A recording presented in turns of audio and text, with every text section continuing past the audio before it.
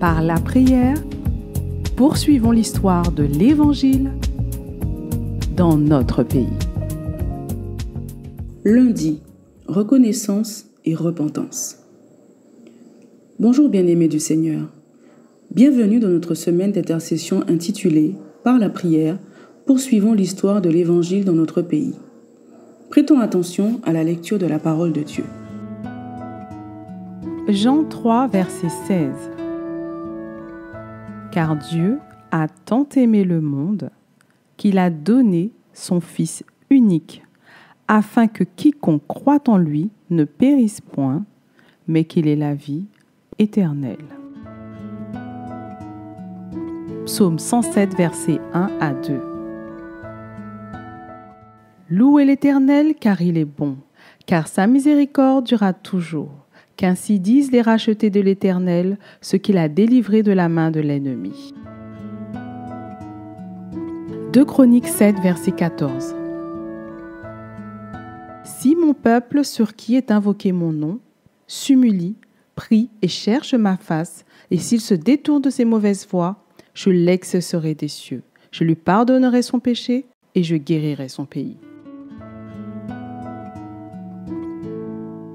Depuis la nuit des temps, le Dieu de la création a manifesté son amour envers l'humanité, même quand elle a péché devant lui.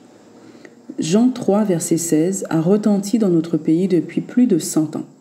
Nous sommes reconnaissants à Dieu pour cette grâce, pour ce privilège. L'Évangile a transformé la vie de dizaines de milliers d'hommes et de femmes. Malgré tous ces bienfaits à notre égard, la santé spirituelle de notre Guadeloupe attriste Dieu. Vous et moi, nous avons besoin de nous humilier devant son trône pour le pardon et la guérison de notre Guadeloupe. Appel à la prière.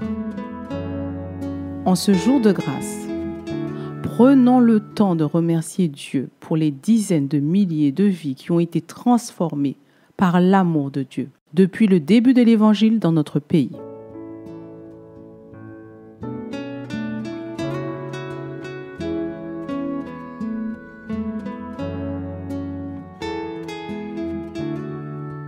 Humilions-nous devant Dieu en confessant nos péchés et ceux de notre peuple. Réclamons le pardon de Dieu pour que nous le craignions.